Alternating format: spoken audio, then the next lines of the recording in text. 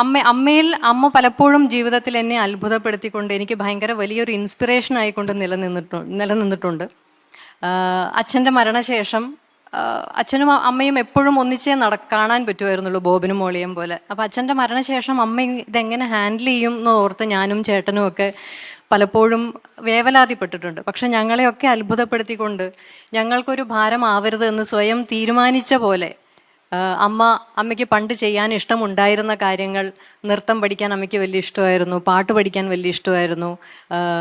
അതിനൊക്കെ വേണ്ടി അമ്മ തന്നെ സ്വയം ഇനീഷ്യേറ്റീവ് എടുത്ത് ക്ലാസ്സുകൾ കണ്ടുപിടിച്ച് അതിൽ പോയി ചേർന്ന് പഠിച്ച്, സാഹിത്യത്തിൽ പണ്ട് കോളേജിൽ പഠിക്കുമ്പോൾ അമ്മ എഴുതുമായിരുന്നു എന്ന് ഞങ്ങൾ പറഞ്ഞു കേട്ടിട്ടേ ഉള്ളൂ. പക്ഷേ ചെറിയ കുറിപ്പുകളൊക്കെ എഴുതി ഫേസ്ബുക്കിൽ പ്രസിദ്ധീകരിച്ച് ആ കുറിപ്പുകൾ കണ്ട് ഗൃഹലക്ഷ്മിയെ പോലെയുള്ള ഒരു പ്രസിദ്ധീകരണം അമ്മയെ ഇങ്ങോട്ട് വന്ന് സമീപിച്ച് അമ്മയുടെ ഒരു പുസ്തകം വരെ പുറത്തിറക്കി. അപ്പോൾ അമ്മയ്ക്ക് ഇഷ്ടമുള്ള കാര്യങ്ങൾ അങ്ങോട്ട് പോയി അതിനൊരു എന്താ പറയുക, ഒരു ഇനീഷ്യേറ്റീവ് എടുത്ത് ആ കാര്യങ്ങൾ പോയി ചെയ്യാനും സ്വന്തം സന്തോഷങ്ങൾ കണ്ടെത്താനും ആ സന്തോഷങ്ങൾക്കൊക്കെ ഒരു വേദികൾ കിട്ടുമ്പോൾ അവിടെ അമ്മ കഥകളിയും മോഹിനിയാട്ടവും തിരുവാതിര, നൃത്തയോഗ തുടങ്ങിയ ഞാൻ കേട്ടിട്ട് പോലും ഇല്ലാത്ത പല കാര്യങ്ങളും അമ്മ ചെയ്യുന്നതും, സുഹൃത്ത് സംഘങ്ങൾ ഉണ്ടാക്കുക, ആ സംഘങ്ങളുടെ കൂടെ യാത്ര പോവുക തുടങ്ങിയ സ്വന്തം ചെറിയ ചെറിയ സന്തോഷങ്ങൾ കണ്ടെത്തി എൻ്റെ മുന്നിൽ ഏതു പ്രായത്തിലും അവനവൻ്റെ സന്തോഷം കണ്ടെത്തണമെങ്കിൽ അവനവൻ ആഗ്രഹിച്ചാൽ ആ സന്തോഷങ്ങൾ കണ്ടെത്താം എന്ന് ജീവിതം കൊണ്ട് എൻ്റെ മുന്നിൽ ഉദാഹരണമായി നിൽക്കുന്ന ഒരാളാണ് അമ്മ.